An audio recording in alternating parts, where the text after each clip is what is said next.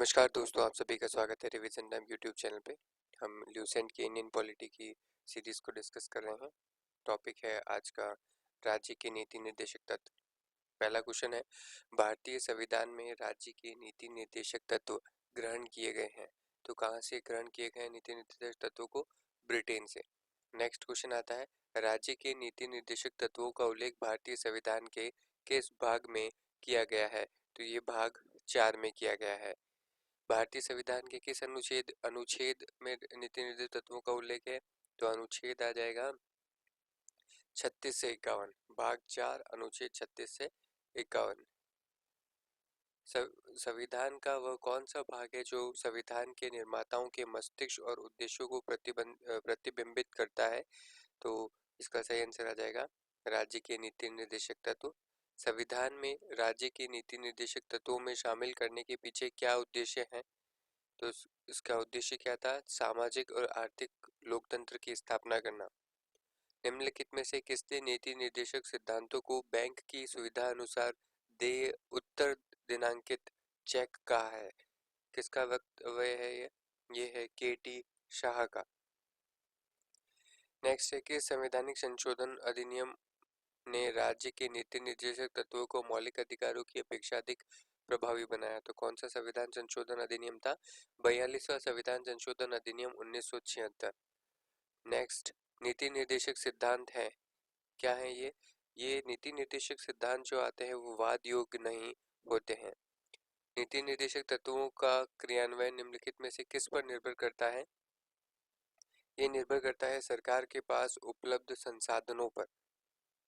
Next question, मौलिक अधिकार और राज्य के नीति निर्देशक तत्वों के विषय में कौन सा कथन सही है? वे एक दूसरे के पूरक होते हैं, परस्पर विरोधी हैं, उन दोनों में कोई अंतर नहीं होता, ये दोनों वाद योग्य होते हैं। तो ये एक दूसरे के परस्पर पूरक होते हैं, ये वक्तव्य सही है। नेक्स्ट, नीति निर्देशक तत्वों का कार्यान्वयन करने के लिए क्या मूल अधिकारों का हनन हो सकता है? तो उसका सही आंसर हो जाएगा कुछ मूल अधिकारों का हनन हो सकता है। भारत के संविधान में अंतर्राष्ट्रीय सुरक्षा को प्रोत्साहन देना सन्निहित है। किसमें कहा गया है अंतर्राष्ट्रीय सुरक्षा को प्रोत्साहन देना? राज्य के नीति निर्देशक तत्वों में। समान कार्य के लिए समान वेतन संविधान में सुनिश्चित किया गया एक क्या है? ये राज्य के नीति निर्देशक सिद्धांत का एक अंग है। नेक्स्ट क्वेश्चन है, भारतीय संविधान के निम्नलिखित भागों में से किस एक में न्यायपालिका और कार्यपालिका के पार्थक्य का प्रावधान है? तो उसमें राज्य के नीति निर्देशक तत्वों के सिद्धांत। निम्नलिखित निर्देशक सिद्धांतों में से वह सिद्धांत कौन सा है जिसे गांधीवादी सिद्धांत कहा जाता है? गांधीवादी सिद्धांत किसे कहा जाता है? स्वशासन के प्रभावी एकलों के रूप में ग्राम पंचायत का गठन। भारतीय संविधान के कौन से संशोधन अधिनियम द्वारा टकराव की दिशा में राज्य की नीति निर्देशक तत्वों को मूल अधिकारों पर वरीयता दी गई है?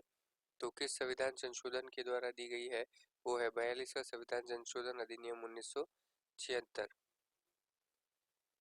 भारतीय संविधान के अंतर्गत कल्याणकारी राज्य की अवधारणा निम्नलिखित में से किस अनुच्छेद में वर्णित है?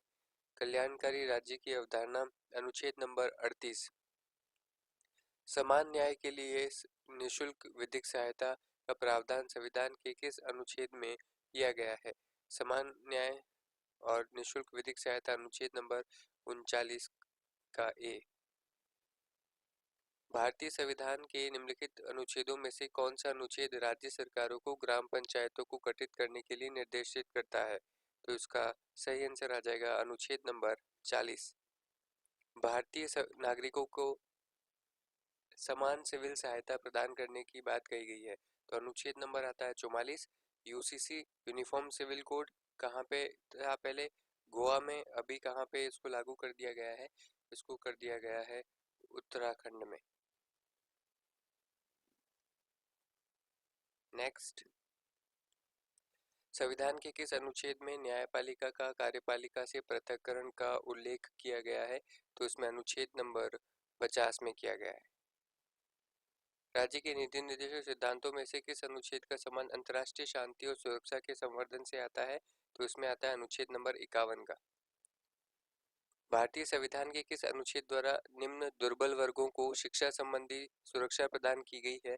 तो इसमें अनुच्छेद नंबर 46 के अंतर्गत निर्बल या दुर्बल वर्गों को शिक्षा संबंधी सुरक्षा प्रदान की गई है।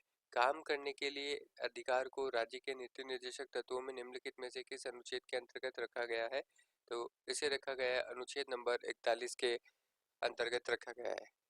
यहाँ पे ये नीति निर्देशक तत्वों वाला टॉपिक समाप्त होता है। आप सभी का यहाँ तक बने रहने के लिए बहुत बहुत धन्यवाद।